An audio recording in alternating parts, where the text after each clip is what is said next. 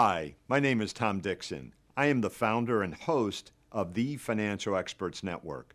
This brief video features a discussion with student loan expert Heather Jarvis on this very important issue. Heather is one of the many experts I've relied on since I started hosting webinars in 2008.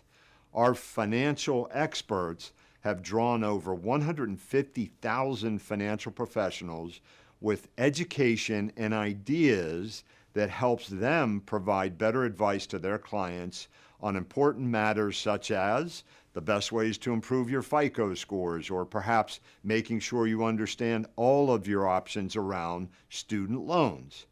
Now, my goal is to make our experts available weekly to more do-it-yourself investors, perhaps like yourself, by posting highlights of our webinars that can help you make more informed decisions about your money. So, please feel free to subscribe and then click on the notification bell to make sure you get notice of all the new videos we will post on a regular basis. Now,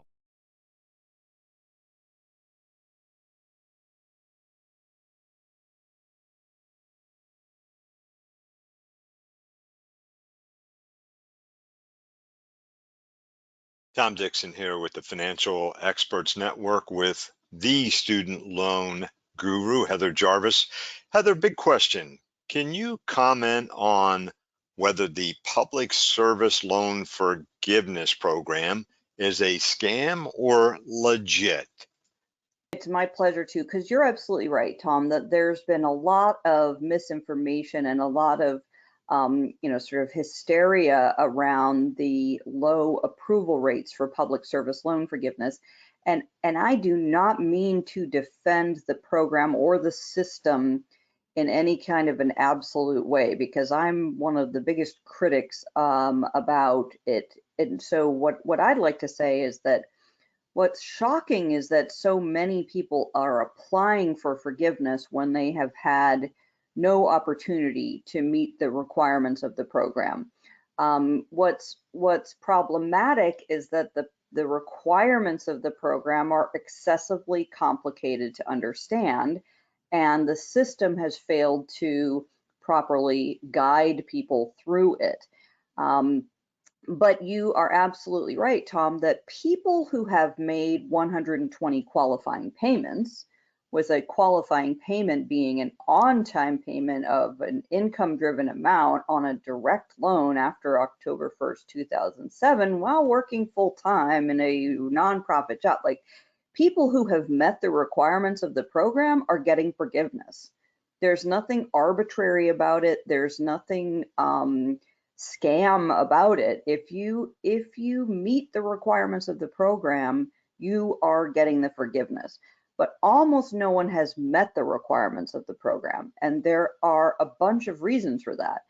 The main reason for it is that no one could have met the requirements for the program until 2017 at the absolute earliest, but truly 2019 was when the first, decent number of individuals could have even possibly had a chance of meeting the requirements. And that's because of when income-based repayment was initially rolled out. So public service loan forgiveness supposedly started on October 1st, 2007.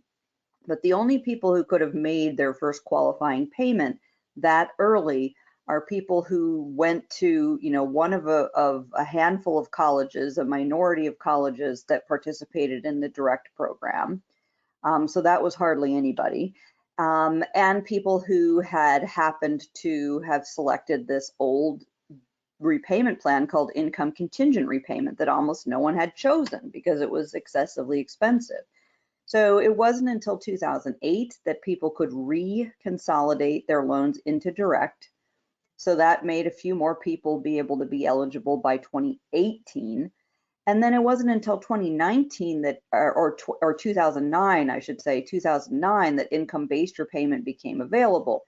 So that was the first time that a lot of people could have started working towards the 120 payments in 2009. So that would have put their forgiveness in October of 2019.